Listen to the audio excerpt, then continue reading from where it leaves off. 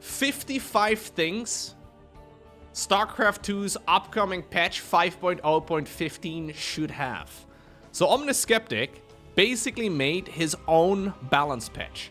And he goes past all of these things. So we have the larva visuals right over here, for example. And that's what this change is obviously aimed at. It might be a little bit too extreme. It hasn't quite been dialed in perfectly, but it's a good proof of concept. I think it'd be really cool to build the Zerg swarmy aesthetic by allowing larva, as the larva count increases, to sort of spread out further around the hatchery. Obviously, ideally keeping the initial larva still at the bottom, just to keep things consistent. These kind of fantasy changes are awesome. You know what isn't awesome? So basically, rather than having this, you get the larva more spread out around the hatchery. Do you think that's going to be implemented by Blizzard? Probably not, but I love the idea. I think it's a great concept. I like the idea of having more variety as far as that sort of positioning goes. It would actually be a nerf, because obviously mobility for Zerg would go down. But I think visual interest goes up. Yeah. Second one, Protoss AoE indicators.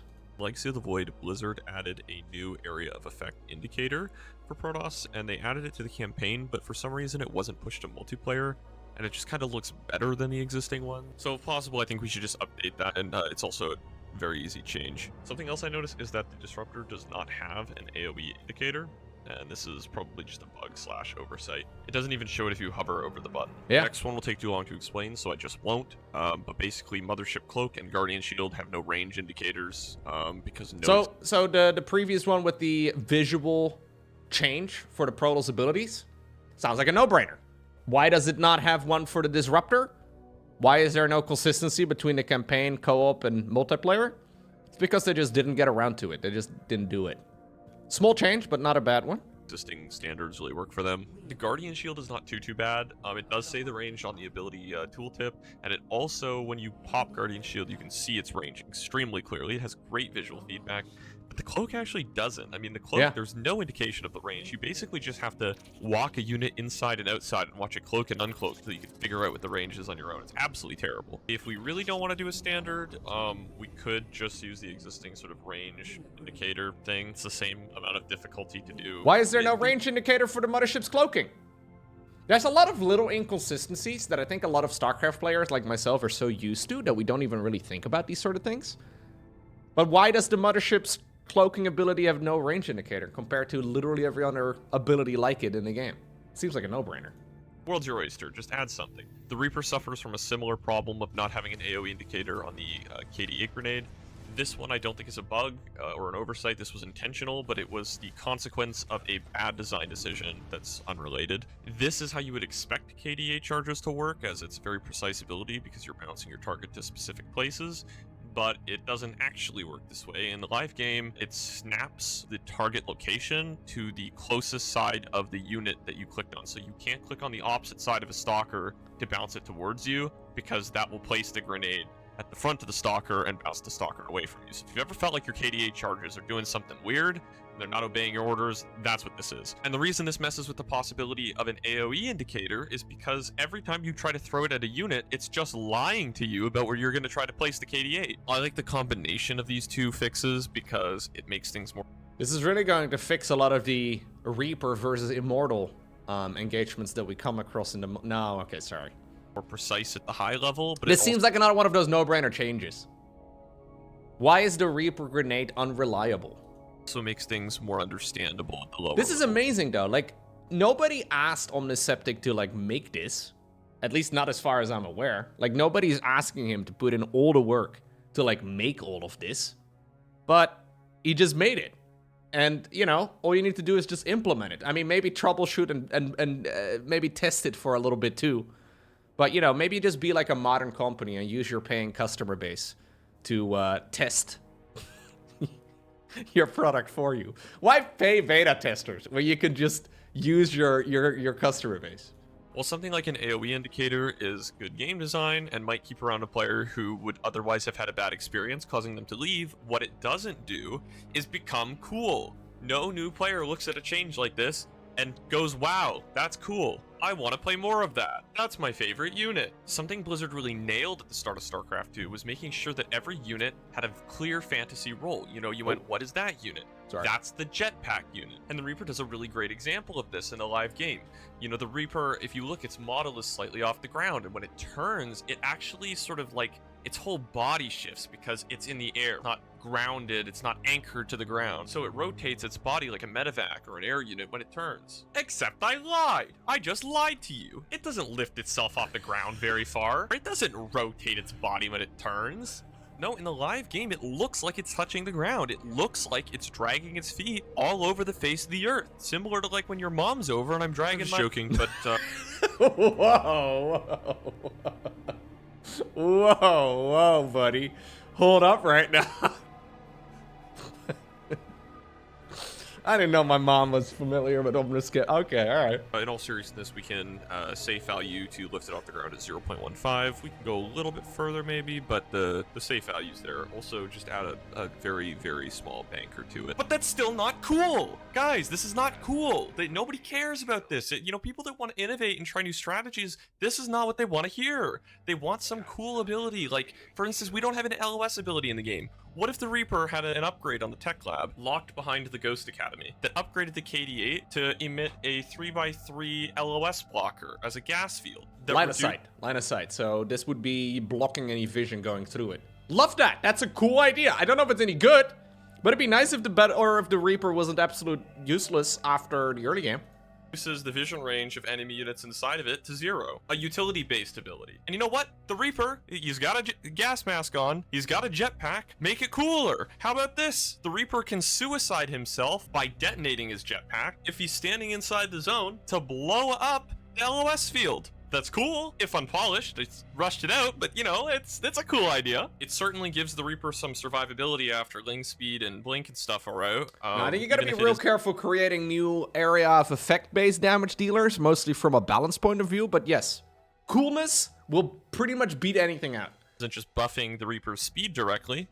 I do want to go back to the banker thing though, because the Hellion does have a similar problem. It has like 4 wheels, so when it turns, it's like the wheels have to move perpendicular to where the tire would actually pull the vehicle. This is more like it's got ice skates. It's weird.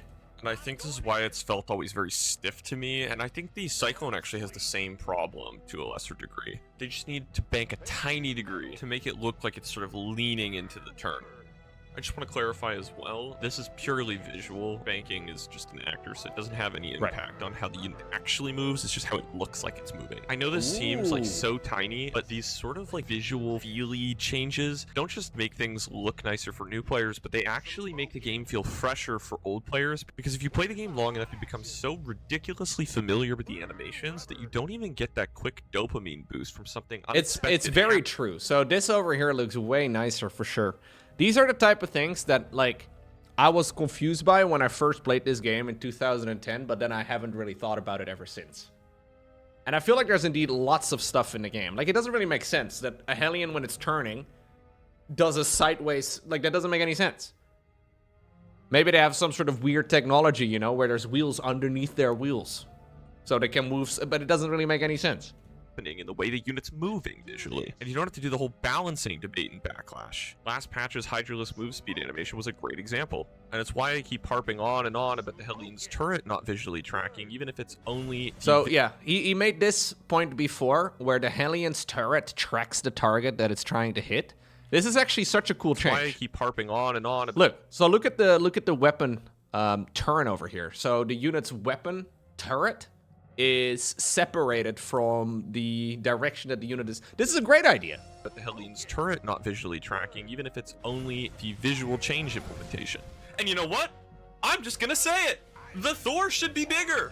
I don't care if you broke your elbow. These units are the selling points of an RTS. These are the things that people want to play with. That's why they pick it up.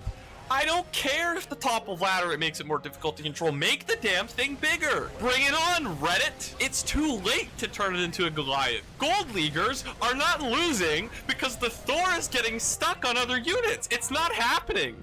Make it do at least the one thing it can do actually well, which is look cool. Give it push. You know what? Thors are some of the most useless units in the game right now. Last patch, they tried to, like, make it better against mutants and stuff, which was a silly change. But anyways, maybe if you make them bigger, you can buff the unit too, yeah. Like, buff the unit, which is obviously... Well, make the unit bigger, which will obviously be a nerf. But then, yeah, that's cool. I like it. Priority. Give the tank push priorities. Dude, these are the things I never even think about, though. I never think about the size of the Thor, you know? The Thor is one of those units that just sort of exists. So back when they first designed StarCraft 2 in the alpha version of the game, Thors did not come out of factories. You actually had to, like, make the Thor using SCVs. So they were kind of constructed like structures. Now that, you know, that would only make sense with really large units that don't fit in a... Maybe, I don't know about that. I don't know about that so much, but this seems like an easy thing to change. If you want to, like... make the game cooler, starting with the units that have least utility, like, for example, Reapers, like, for example, even Hellions, like, for example, Thors. Easy way of doing it. So that it doesn't move the tank around in weird ways, and so that Bio can filter past the tank. And just leave the Thor big. Make it cool. Make it cool again. Last patch it was fixed. Its Javelin attack had no animation. It now has an animation. This patch, it currently actually has no sound on the high impact attack, so I have added one here. And that should be added to make it sound cooler. It feels like to make any unit stat change to make a unit cooler is like pulling teeth. Like, we just solve balance problems these days. Riddle me this, for instance. Units we want to feel different from each other, which means their stats have to differ from each other. So, like, for instance, some units we want to have a high turn rate versus others turn slower, but you can't make too many units have low turn rate because that doesn't feel good to control, which means you have to put them on units that, you know, you're not microing a lot. So riddle me this, why does the Overlord have a high turn rate? Why? Yo, where are the stat changes where we're just saying, huh, maybe we could just tweak this unit a little bit to fit its iconic status as a slow-ass literal space cow? Check the turn before moving fight. You know, just slash half its turn rate. Give it 1/40th of its current... Seems like a no-brainer. It now kind of moves like a mama ship, you know? This is actually true. I, once again, never think about Overlord turn radiuses. Radiuses. I never think about Overlord reduces. Lateral acceleration. You know, just try to fulfill the fantasy. Just a minor visual nitpick on the swarm host, particularly the locust. When locusts spawn, they all spawn at the same time, and somebody, I guess, just didn't check the flag that randomly staggers the move animation. So the locusts all fly in perfect sync, which is not very swarmy, not very Zerg, and it feels really dumb. So if you ever felt like something was off, this is it.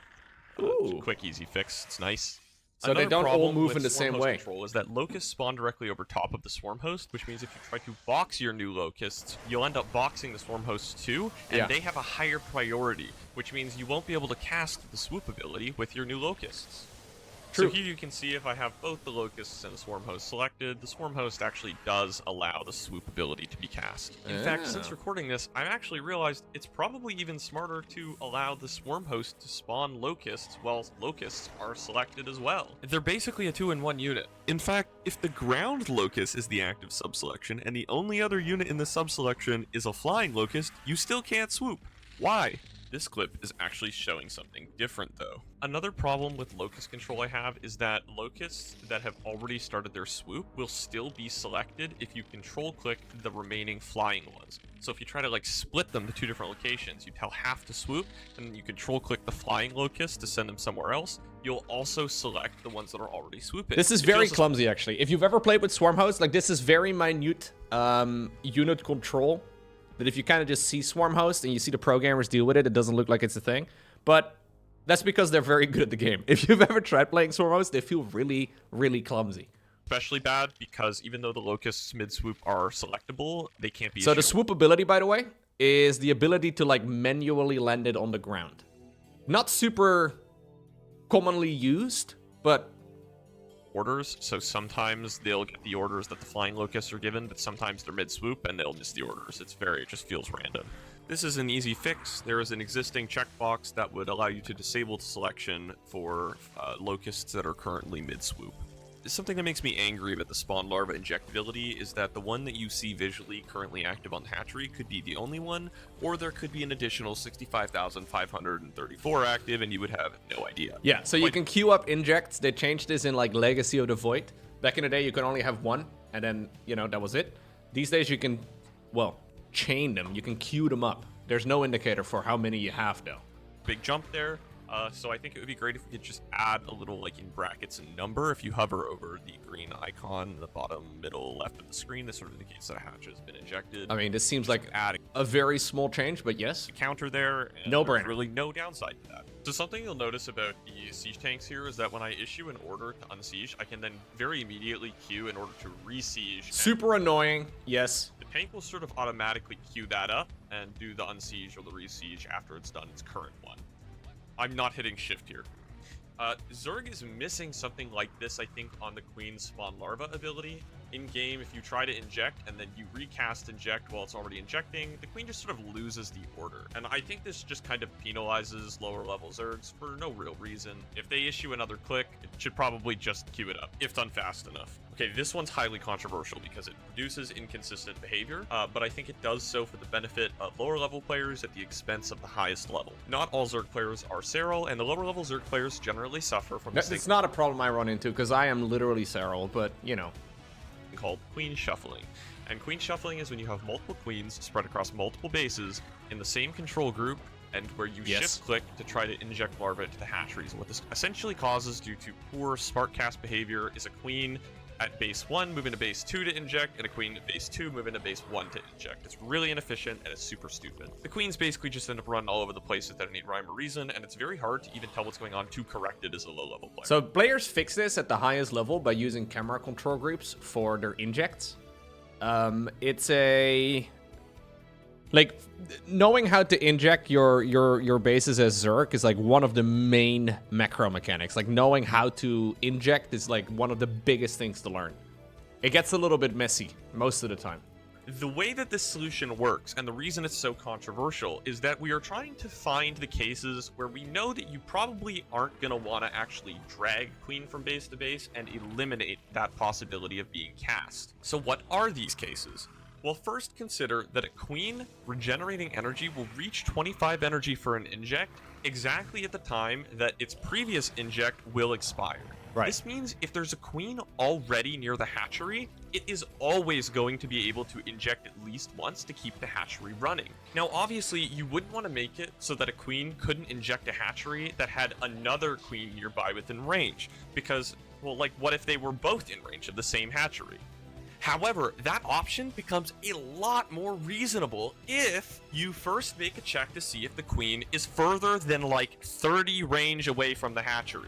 The odds that you want to pull a queen 30 range away without a move command to inject a hatchery that already has a queen right next to it is low. Keep in mind, you would still be able to cast inject at long range, assuming there was no queen already at the hatchery. So you would still be able to... The main problem I envision with this is if you have just pulled all of your queens for base defense and you quickly want to get back to your macro cycle, that is when you actually do want them to shuffle. There are like moments where you... distribute your queens to the bases using spawn inject on the map, for instance. I don't want to spend too much more time on this and get bogged down. You can, by the way, spawn inject by clicking the map. Nobody actually does this, but you can do it, like what he's doing over here. But I implore you to think long and hard about it.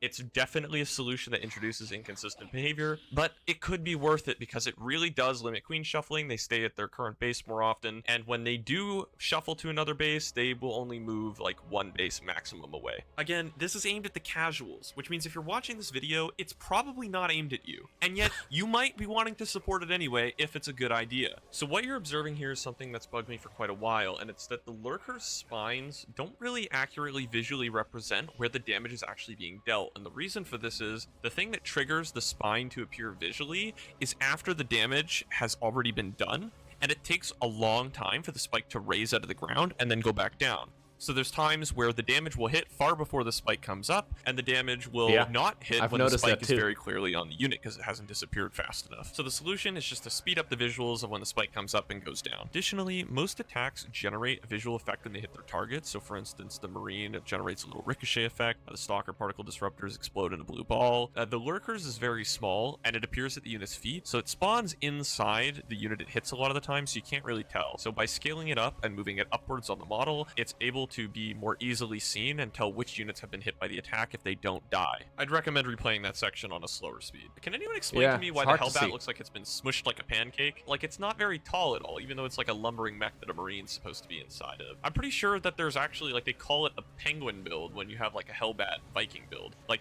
it looks like a penguin. Like, it looks stupid. Do you know what units... Whoa. The most controversial thing I've seen so far in this video is calling penguins stupid. The hell?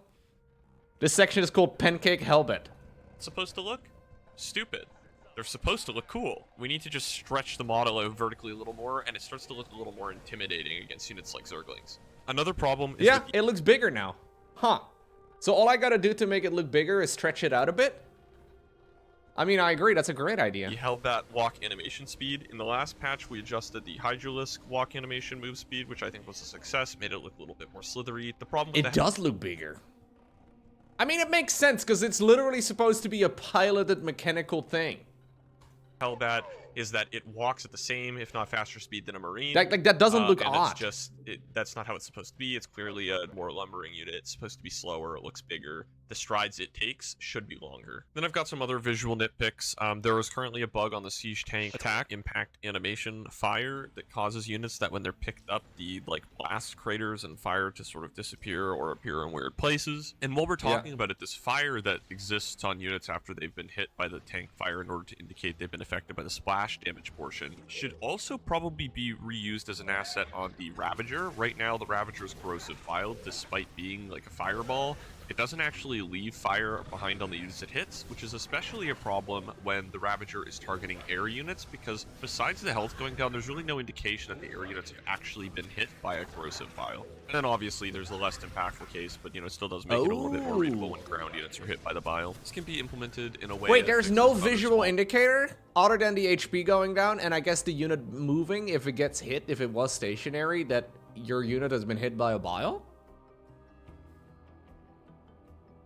So right now they get a little fiery thingy? Wow. Issue, which is that biles don't explode until they hit the ground, so with large structures like command centers, they'll just phase through, and there's not a huge indication that the command center was actually hit, so we just add some fire on top to make that more apparent. Another small visual issue with Ravagers is that if they are moving when they cast corrosive bile, their legs will lock up at the moment of cast, and they'll just glide along the ground like a hovercraft for a second or so, and that can be reduced slightly. Okay, this is a hill I'm gonna die on. Wait, I didn't see the one at the bottom. Sorry, let me see again.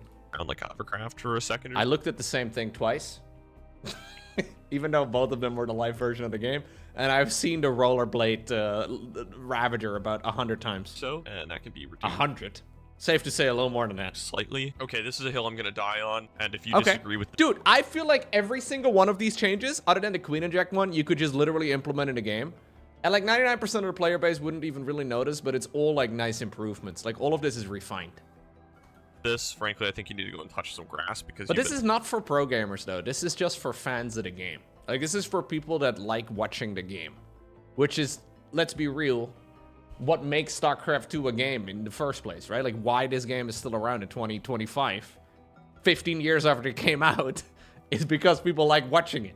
Playing this game too long and you've lost all perspective. There is no reason why stim should have a cooldown of 0 seconds. You still want to be able to pop a stim early in order to extend the duration, but for a 0 cooldown, you are literally just inviting the player to fat finger stim twice. Well, this is one of the reasons why Terrans generally don't use a lot of rapid firing, because if you rapid fire stim back, you accidentally end up committing Sudoku with your own Marines. Frickin' reason. Okay, this should not be possible. Yeah, the Reaper explosive ability obviously was just an example, but that also would be a little bit, little asterisk next to it. But you got a 1 second cooldown and this problem goes away. And yes, does it also make micro a little easier? Of course, but I don't care. And if you do, you're a bad person. Last patch, the Balance Council tried to... I mean, I don't disagree. Nobody's gonna nobody's gonna complain that Terrans can no longer overstim their units. No, that's silly. help map makers out. Liberators are incredibly abusive, and they really skew map design, in particular around mineral lines, because they're able to hang out in a dead space where ground units cannot deflect them because they have such a large range, particularly after advanced ballistics. And so my preferred solution for dealing with this wasn't their approach. It would be to remove the automatic revealing of their circle, so that you have to bring a second unit or you have to scan, similar to the way that a siege tank or a tempest don't have vision of their maximum range. They need, supporting units. Oh, interesting. I never even thought about that.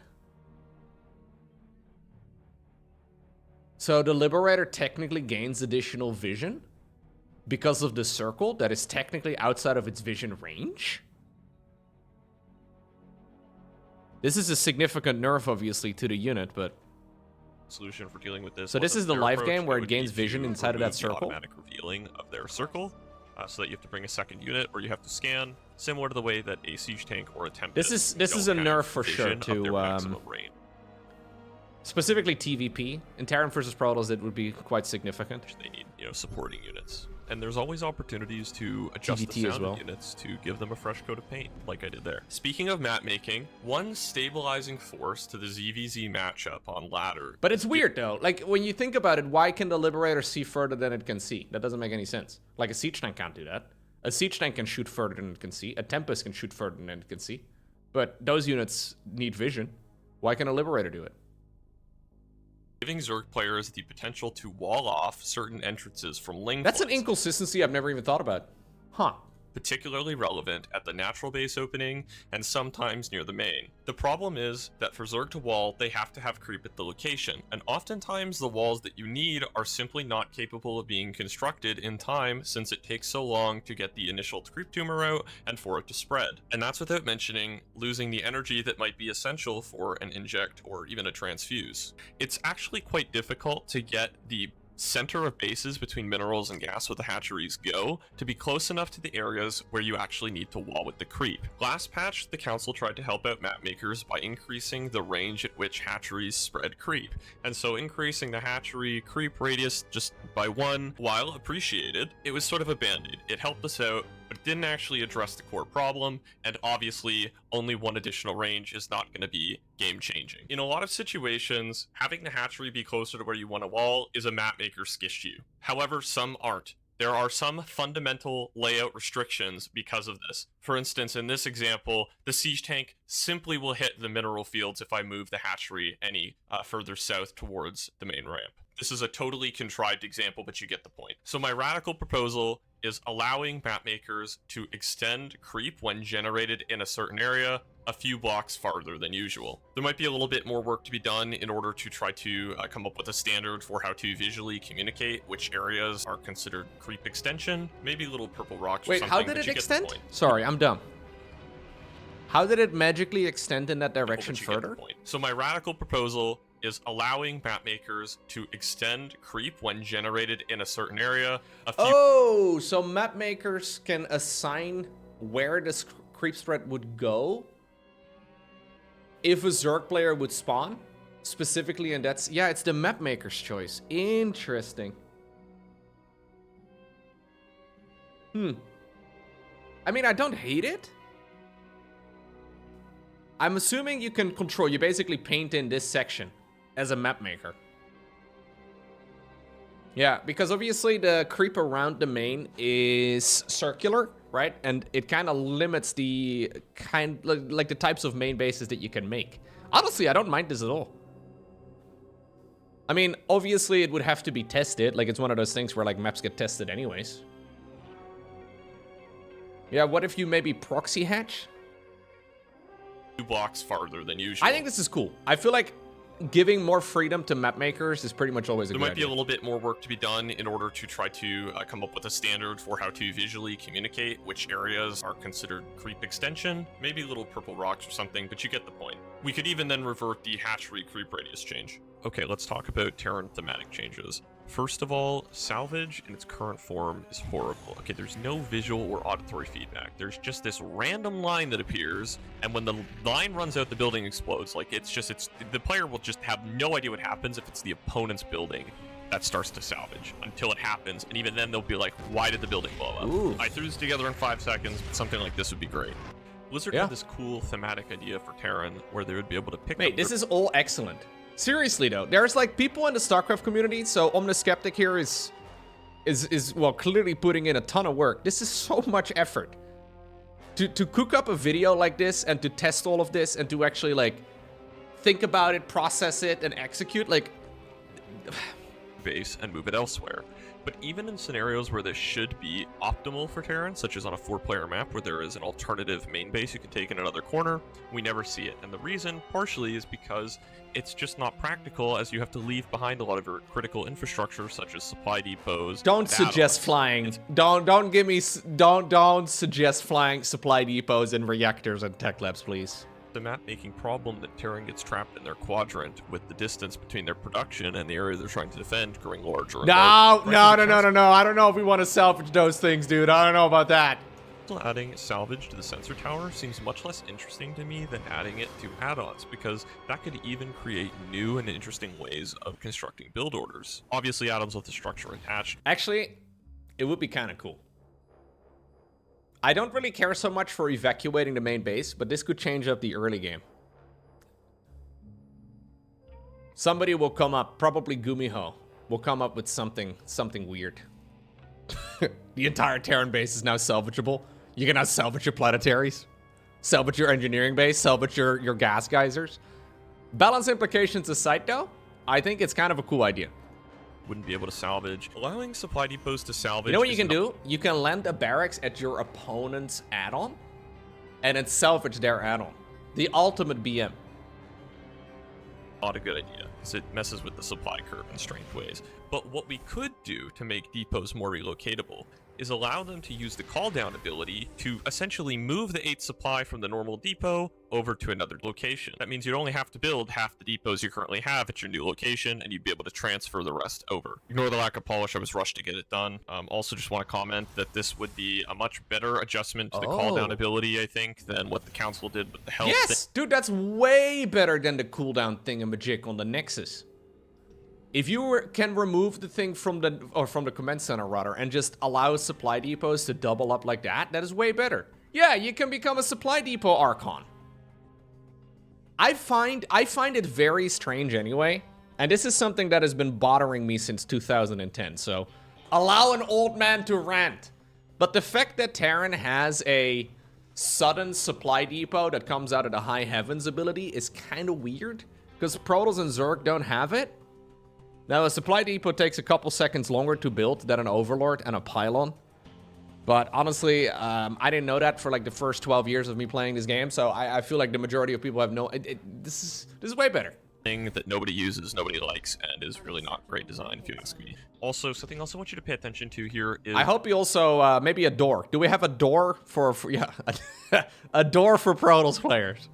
When I try to place the add-ons, the barracks will queue to multiple different locations. This is another fix that we should be implementing. Right now, if you try to land without an add-on with multiple barracks, you're able to do it. But with add-on placement, like, it'll just keep updating the same barracks. It's really annoying. So much better. So much better. Stealing Stormgate's idea and nerfing Terran flying structures' base speed in exchange for allowing them to ramp up their speed over long distances. The changes made to the sensor tower in 5.0.14 sort of miss the point. I think we should experiment with re-increasing the sensor tower's range, but putting it on a pulse timer. The primary purpose of the sensor tower is to essentially replace creep or warp ends for Terran, since they have a harder time rotating. So if they have a little bit more of a warning, they can rotate in time. When the range gets too large, the sensor tower gets too strong. And I think people miss the point that even though you can't see the units and they only appear as a blip, a pulse you don't timer is really kind of a cool idea. the information on what units you're looking at a lot of the time. Just the fact that you can see the army movement, particularly see if they're air or ground, depending. That is actually not a bad idea at all. I think, I've never thought about a pulse timer.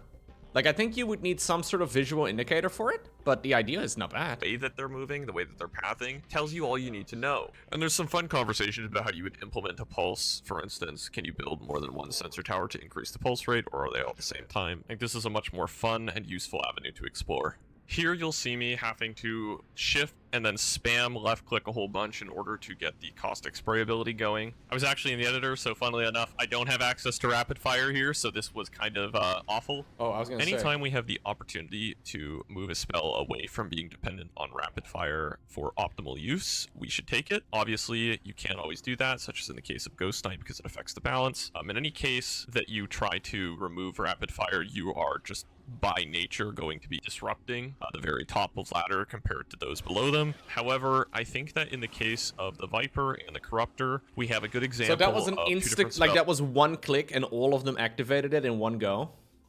That could remove the best unit tag. Like there's never a situation where you wouldn't want to, like maybe if you have too many Vipers or something and you're scared of your hatchery dying. I guess there might be situations, but then it would be much better to just, interestingly enough, yeah, this is kind of like removing smart casting. Because in Brute War, when you like have 5 High Templar within range of a spot where you're trying to storm, they will all storm in the same spot if you have them all selected. This is like a removal of smart casting by making it smarter. It honestly seems like a great idea. What essentially this does is when you cast the ability, all of the units in your selection will go and queue that order up. It really just saves a lot of unnecessary clicks, and the impact of that is like exponentially affecting the lower end. I mean, the lowest end of ladder literally just can't use these spells because they don't have the clicks per second to use them. So rapid fire is basically the ability to allow you to rapidly fire one skill like that. So rather than using your left mouse button, you can assign a key to your hotkey instead, and you just hold down the button instead. That's what pro gamers do. That's what everybody does at the highest level. But I have coached people that are like in Diamond League or you know, something along those lines, and they have never even heard about rapid fire before. I think it's very silly to assume that players that have just installed the game, that they are aware of such a niche, but also very necessary ability. It's hard to play the game without rapid fire, truthfully. Which is really unfortunate because you want players to engage with the available content. You want them to play with the stuff that they have. I also just wanted to make a note while we're discussing it that in fact the caustic spray this patch has an animation that we did not have last patch, which is nice. I would like to see more of these kinds of changes. This is size storm. It needs to be exactly the size and shape of the area effect it's going to do. Look at what they did to my boy Dustin Browder. They did him dirty. This is a super hot take, but I actually think that the community thinks that Psystorm is way stronger than it actually is, and that's in part because people aren't properly splitting against it. Particularly because they feel like even if they do move... I hope you also have some similar comment about EMP, because I believe that EMP is far stronger than the community believes it to be. So I do agree that Storm is indeed a little bit weaker than it looks. EMP is far stronger than it looks. I don't know if we get a visual change for that, but... move their unit, that they can't move it outside of the storm fast enough. For instance, Hydralisks with their slow movement speed. You feel like it's not even worth trying. Now, actually, what you're witnessing here in my proposed fix still doesn't have Psystorm's visuals perfectly aligning with its actual damage radius. If you actually did reduce Psystorm to its, like, proper values, it would look really underwhelming, to say the least. So I've done my best to really hunker down and try to find the exact point at which it's close enough without losing the sort of wow appeal of the visuals. It's too late in the game's life cycles to nerf the hell out of something so iconic as Psystorm's visuals. Right. And there's also some tricks. You'll notice that a purple tiny storm appears on units that are hit by Psystorm's damage. In my opinion, an existing problem is that this storm does not scale properly with unit sizes large enough, so it often spawns inside of the model of units that it's affecting, especially if they're standing still. Yeah, but the nice thing about EMP is that it's pretty much instant, and the visual for it is like, zoop. It's just like, it's so quick that a lot of people don't quite realize how strong EMP is. Increasing the size of this purple storm can increase the visual feedback, but also can just be used to compensate. Like if EMP was something that dealt damage over time, like Storm, obviously it would be very different. For the like making it deal damage over time would be a massive nerf to EMP. Less cool, smaller storm itself. This impacts air units a lot because that's basically what Storm is. Not actually inside the storm, and so this impact is really your only indication they're being affected. Another issue with the visual sizing of models related to the Templar are simply its projectile and impact attack models for its weapon. I actually still strongly believe they should remove the projectile or add it to every other spellcaster in the game. Why is the High Templar the only spellcaster that has an ability that deals less than 1 damage per hit? Well, the reason it has it is because of the fact that it doesn't wander into the opponent's units if you F2 a move. Like, if you army hotkey, they don't just wander in there.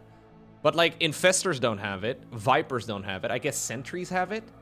But, I mean, Sentries actually deal damage, specifically against shields, right? They deal quite a bit of damage, too. I find it kind of weird that the High Templar is the only unit that has that. So the reason they gave back in the day when they added this to the game is that the unit was too easy to lose. But, I mean, it's the exact same argument for Vipers. It's the exact same argument for Infestors. I think you either add it to those other spellcasters in the game too, or you just remove it altogether. And I'm more in favor of removing it altogether. I think it's silly. I think it's kind of silly that that's a thing. Generally speaking, you want weapons that deal a lot of damage to have big explosions and big projectiles, and ones that do little amounts of damage be very small, right? And this is part of helping the player visually digest. I think it's silly that this is a thing. Like, this is the only reason this is a thing is because it helped out players that are weaker at the game. Like, this is not something that's a problem at the pro level. So if you want to make the game more competitive, I think it's better to remove this. To the Templar's attack is... Or add it to the other spellcasters. But having it like this is silly. The equivalent of a worker's attack. Like, it deals, like, no damage. And so the size of the attack needs to be this literally deals less damage than a unit, but like than a worker. Like, workers deal more damage than the High Templar. It's just a visual, so they don't wander. To reflect that, if you did not know any better, if you weren't familiar with the concept of, like, the water balloons, you would think that the Templar was actually dealing a lot of damage, especially because it does so much damage when you store. And I'm just going to keep ranting about this one till the end of time. I still don't really understand why nobody's done anything to address the fact that High Templar's weapons pull them into conflicts that, like, they should never be pulled into, because the weapon is not actually intended to ever win a fight. It literally deals negative damage. There's no point. So I'm sure, you know, my previous recommendation of trying to change the acquire mode from offensive to defensive, maybe that's just remove it, far, dude. but we can definitely reduce the acquired movement limit, or you know, it'll literally at the smallest case reduce the scan range. Like, just please, anything. Maybe I'm the only person to ever have noticed this one, but it kind of annoys me, and I think it's become more relevant as StarCraft has become more about harassment than it used to be. But when you try to, like, stutter step around a mineral line, if you attack move and the cursor is placed over top of a mineral field or a geyser, because they're invulnerable units, yes, the attack move will fail, which obviously can really mess up your micro. So I think it could be that is actually the main reason why we see sometimes pro gamers miss hits. Just, you know, allow the attack moves to disregard the invulnerable units. The Mutalisk is, I think, one of the units that people most like to watch, and yet it's also one of the units that has fallen by the wayside, and it hasn't changed, like, since Heart of the Swarm or something. Ooh, this is a magic box change, like, isn't it? It's an old, tired unit that could use a facelift. Is that There's what a we're couple gonna different do? approaches. The most basic... The section is called Mutalisk Facelift. Tiny balance thing I think you could do is increase its arc slot, and what this does is it means that when you try to dart in and out with a Mutalisk, if the Mutalisk is facing away from the target, it will be able to fire the shot faster without having it be cancelled when you try to turn it back around again. You know, if you ask me, you could probably get more ambitious on the balance side of things and, like, give it +1 base armor and then just negate that plus armor for certain units, like increasing Spore and Phoenix damage versus Light by 1, and then just nerf its health by 5 or something to compensate. I think, like, the lowest form of thinking about unit control, you think about, like, you know, health, speed, range. The next level down, you start looking at things like turn rate. I think my main issue with Mutas, so this is nice, but I think my main issue with Mutas is that they are very all or nothing. Like, it's great if you get Mutas out, and the opponent doesn't know about it. If the opponent, however, sees Mutas at any point before they arrive on the other side of the map, and they have like a 10-second heads up, then Mutas seem to do very little. It's just a little too all or nothing for me. Like, they're really good in very specific situations, but they're extremely niche. I feel like it would be nice if they had like a little bit more of a broad use case. I'm not exactly sure how you can do that though, because they have a million counters.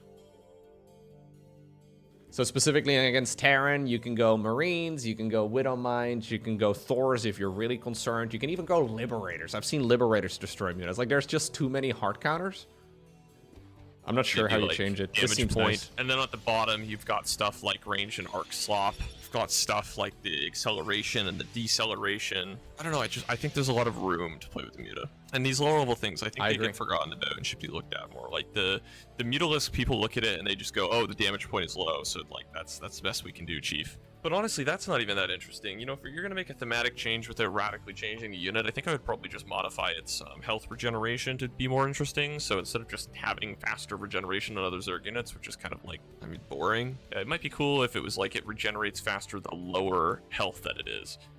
So, you know, pulling back those weakened Mutalisks would actually be very rewarding because you could rapidly heal them up. Whereas damage dealt on mutas that were otherwise full health actually does somewhat chip away at it and prepare it for splash damage. I don't know, I really just want to see more mutas skirmishing on the front lines without fearing like a stray marine mullet just absolutely killing it. One thing I love about the Warp Prism is its deceleration value is pretty low, which means it has a lot of momentum when you try to stop it. So you hit stop and it just keeps on going. Love it.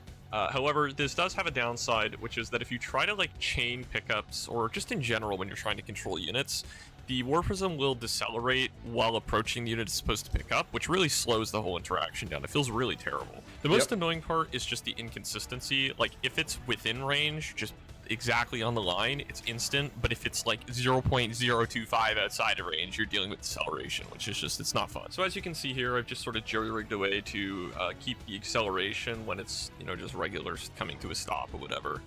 But when it's picking up, it will keep its acceleration values at something of a more microable level.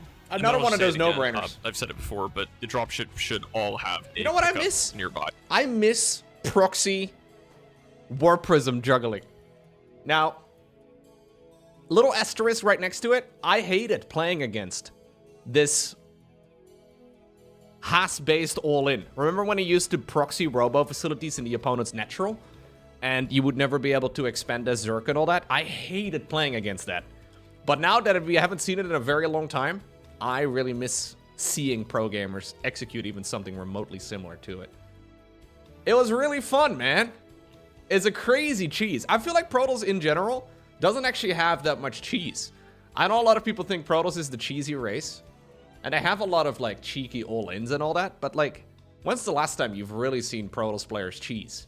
It is a lot more common to see a proxy hatchery or to see a proxy barracks than it is to see a proxy gateway. Like, I kind of miss those more aggressive Protoss builds. Anyway, that's just besides the point, but... Button.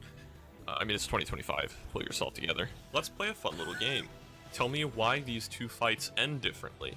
And no, it doesn't have to do with target fire or concaves. It's not just you just actually can't see the fact that Guardian Shield has been affecting this whole fight. There's a whole bunch of visual radius issues of different models and spells in the game, ranging from Guardian Shield to Parasitic Bomb to Microbial Shroud. Anything basically that has like an area of effect radius likely suffers from some kind of pop-in issue. In this case, Guardian Shield is not visible until the Sentry is visible, rather than being visible when you can see the Guardian Shield itself. Parasitic Bomb, for instance, has the exact opposite problem of Guardian Shield, where it's just visible in the fog of war the whole time. When Protoss shields get hit by attacks, they react in different ways depending on what the attack is. In the case of EFP, it's configured incorrectly, and so you'll see that the shield is like on the wrong side from where the EMP actually lands, and it's actually a smaller reaction as well. There are additional instances of this, such as the Reaper's KD8 charge not causing shields to react properly, as well as the Disruptor's Purification Nova and the Ravager's Corrosive Omnis Skeptic really did his homework. KD8 This is nuts. Again, you might have noticed that sometimes when units are close enough to the explosion... It's funny, man. Like, I see this game every day, and there's a lot of these little things that I never even paid attention to. I've like noticed it, obviously, but I'm like, whatever. Like, my brain kind of stops long before I would ever think about a fix, you know? I kind of look at it, I'm like, that's kind of weird, and then I never think about it again. Don't get knocked anywhere because of like a wall or another unit or something. They still actually play the animations that have been knocked back, so thanks to Nollerton for that one. Something that makes me like irrationally angry is the range indicator for shield battery overcharge. Because ever since the Nexus has had this range indicator on it, like, it's just made Protoss bases look so ugly all the time because it has to be displayed all the time due to a sort of weird engine bug / quirk thing that we can't really fix.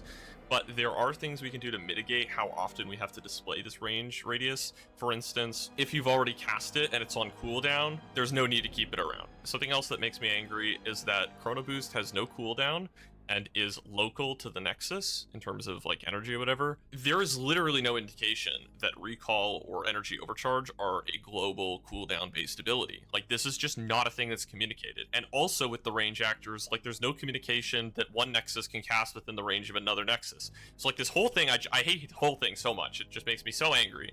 The way I've come up with to delineate that chronoboost is different from recall and energy recharge in terms of global ability is giving a charge counter to recall and energy recharge. If you... It's just a little one. It just says a little one over there. That's all you need to communicate it. That's crazy. I never even thought about that. It just says a tiny little one on the recall and a tiny little one on the energy recharge. Add a local charge-based ability. When you selected two Nexus, if they each had one charge, it would show as two charges. In this case, if you select two Nexus and they still only have one charge, that's how you know it's global. So that's a good fix there. Similar to when I was talking about the idle refinery fix from last patch, and I said it's going to need a lot of testing, and even then we missed the grace period on the probe thing. These fall into the same category. So there's three things I want to do. One, I want to make it so that drones that are attacking a constructing XCV lose their order less often, so they'll actually follow it around to the different sides of the command center. I also want SCVs to be able to queue up on a structure that's already building. So right now, if a probe's attacking your SCV Great. gets low, you have to pull off the existing builder and then put on a new one. You can't put on a new builder and then take the existing one off. And this comes into play when you're playing against oracles, for instance, with missile turrets, and you do this dumb interaction where you just have to right-click the missile turret a billion times, and this would fix that. And then something not exclusive to... This is one of those things that doesn't, like, nobody is going to be bothered by that sort of thing. You know that very painful moment when Terran can't look at 17 things at the same time, so they have to kind of just assume that the SCV didn't get killed because they were making the missile turret inside of their main base, but then the missile turret, apparently, the SCV that was building it got sniped by Mutas or an Oracle or whatever, and it never finished, and then it's silly.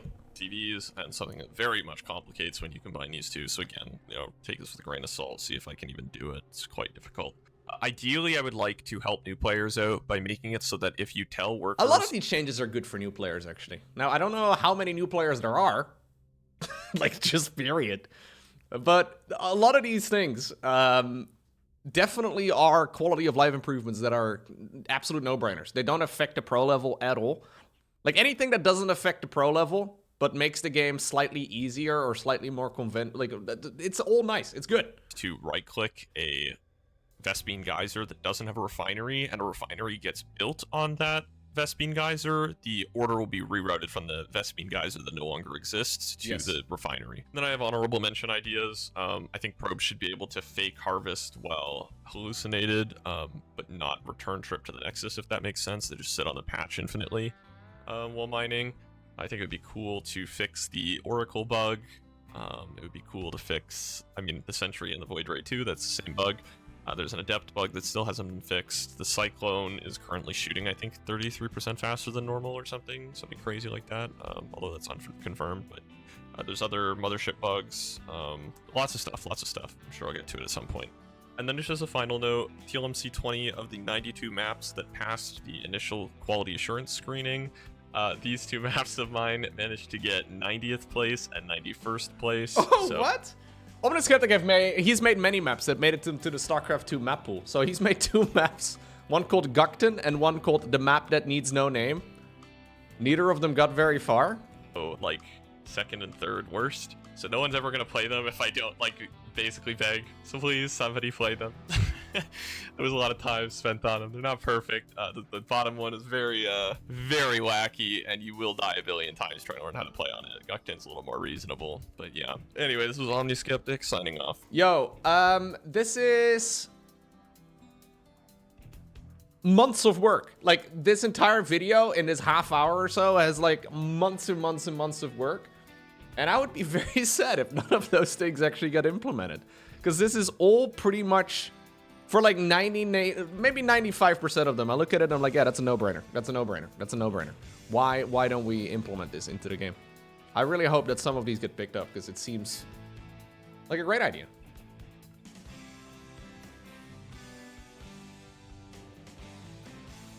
There's a lot of very intelligent people in the StarCraft world, right? Because I mean, there's a lot of jokes always, right? That the StarCraft community is a bunch of boomers and, you know, the youngest players in their 30s or whatever, right? And some of that is true, some of it isn't.